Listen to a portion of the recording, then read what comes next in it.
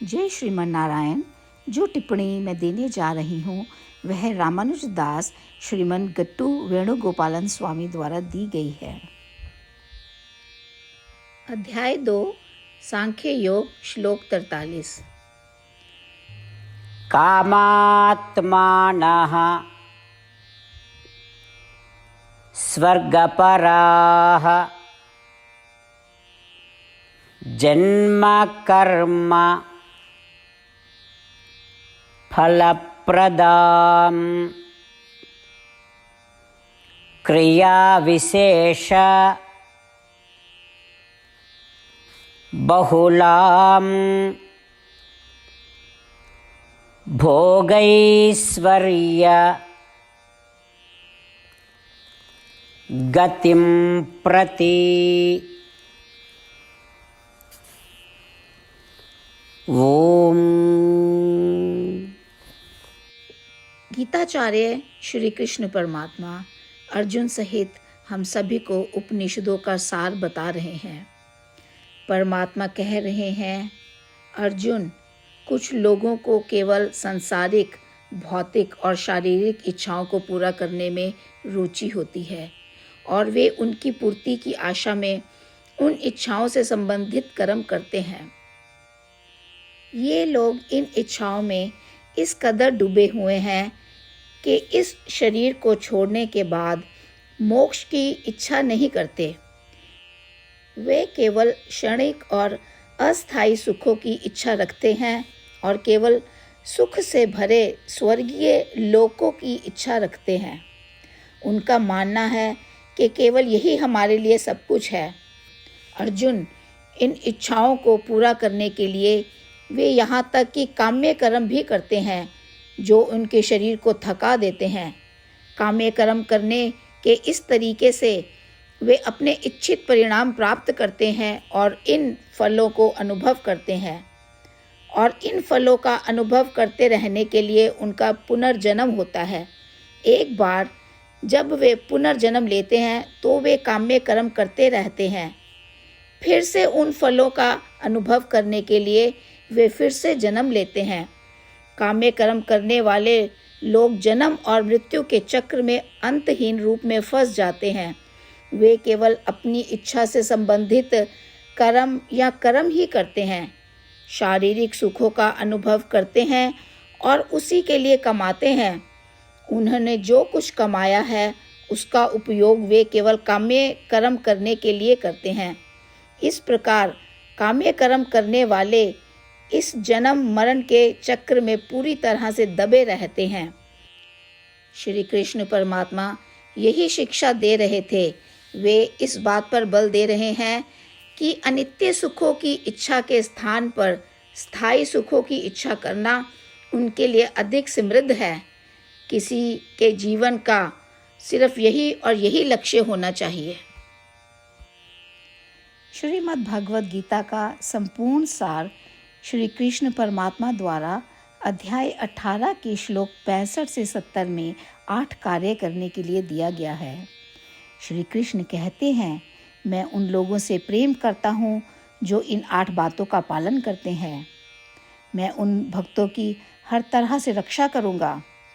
श्री कृष्ण परमात्मा द्वारा बोली गई संपूर्ण भगवद गीता को सुनने के बाद अर्जुन कहते हैं, करिष्ये वचनम तवा, जिसका अर्थ है, श्री कृष्ण, मैं वैसा ही करूँगा जैसा कि आप कहते हैं।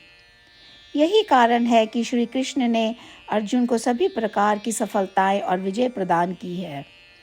आइए हम परमात्मा को अपना वचन दें कि हम इन 8 कार्यों का पालन करेंगे।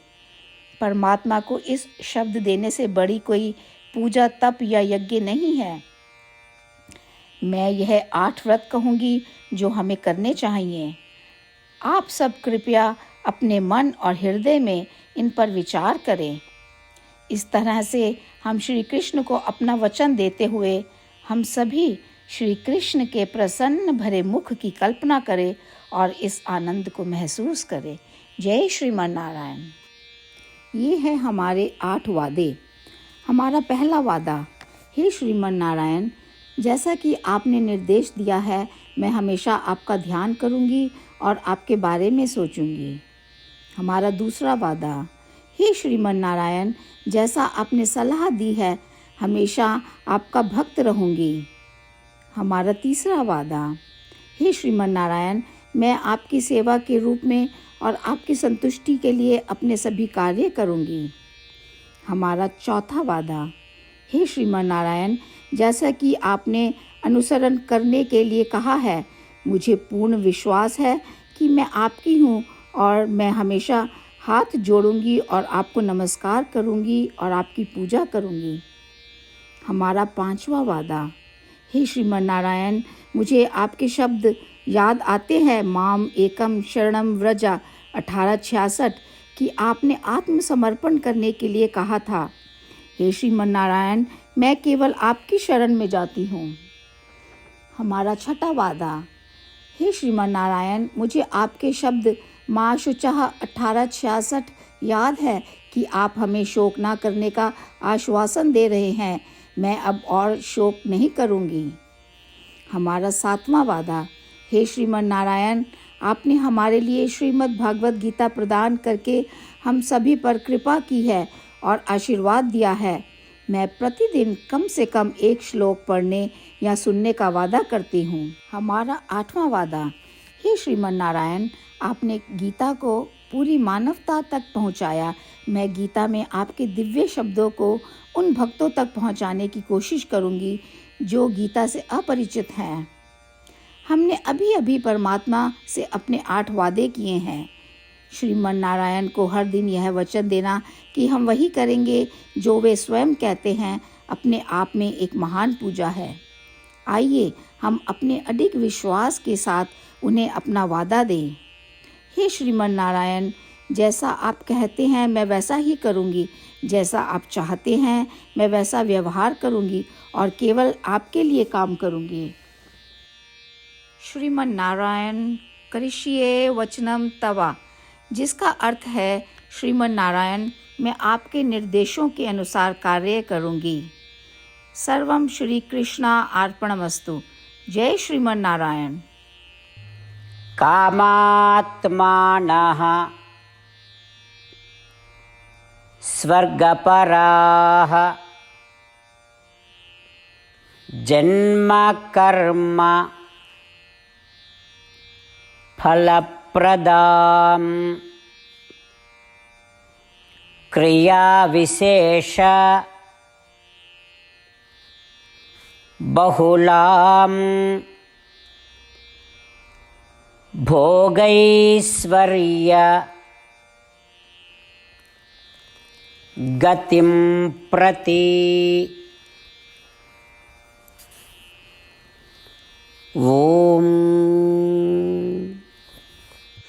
कामात्मानः स्वर्गपराः जन्मकर्मफलप्रदां क्रियाविशेषबहुलां भोगैश्वर्यगतिं प्रति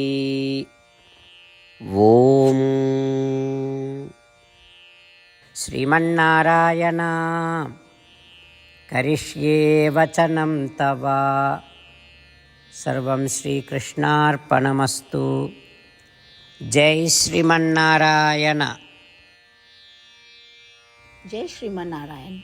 सभी भक्तों से विशेष निवेदन, हमारे जीवन में सभी चीज़ों में हम तत्काल और प्रभावी परिणाम चाहते हैं। इसे प्राप्त करने के लिए प्रतिदिन 1 मिनट व्यतीत करें और नारायण अस्त्रम पढ़ें।